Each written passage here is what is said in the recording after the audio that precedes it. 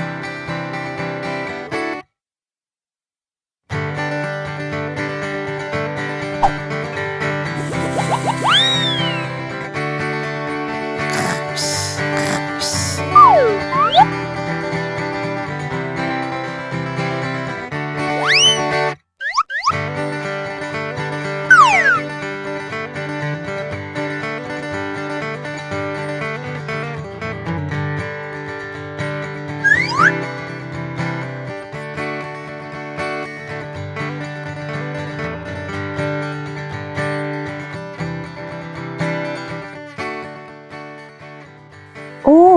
เป็นอย่างไรบ่มาเสาครูจะล้างบาทให้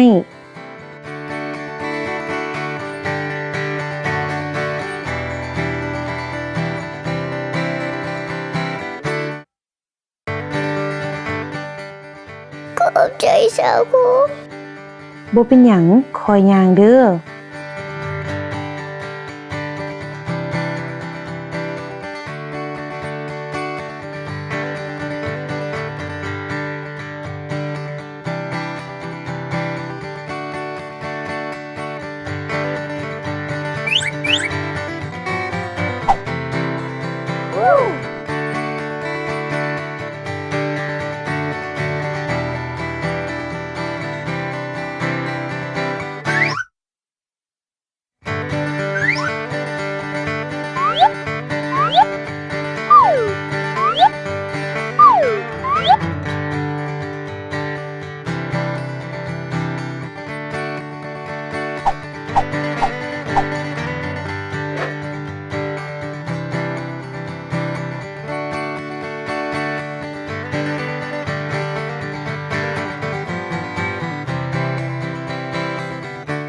ขอบใจสาวครูเก่งหลายละลานทุกคน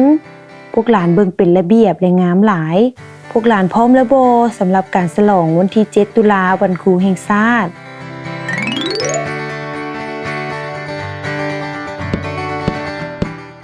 อัลโหล1 2 3ทดลอง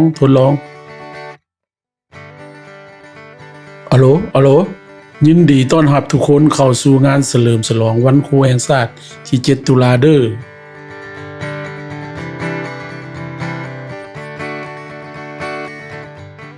ขอบใจสาวครูที่เอาผลงานของหลานติดอยู่ฝาขอบใจเด้อดีขอบใจสาวครูที่ช่วยหลานเขียนหนังสือและช่วยเบิ่งแยงตอนที่หลานเจ็บขาขอบใจป้าเยี่ยขอบใจสาวครูที่ฟังหลานเมื่อหลานต้องการความช่วยเหลือในการเฮ็ดเวียกบ้านขอบใจเด้อดอน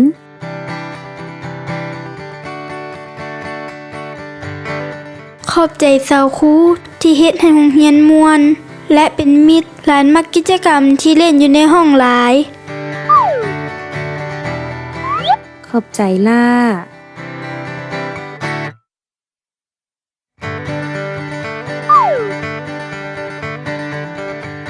Yep.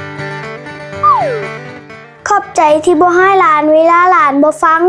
แต่หลานก็จะพยายาม ขอบใจคำ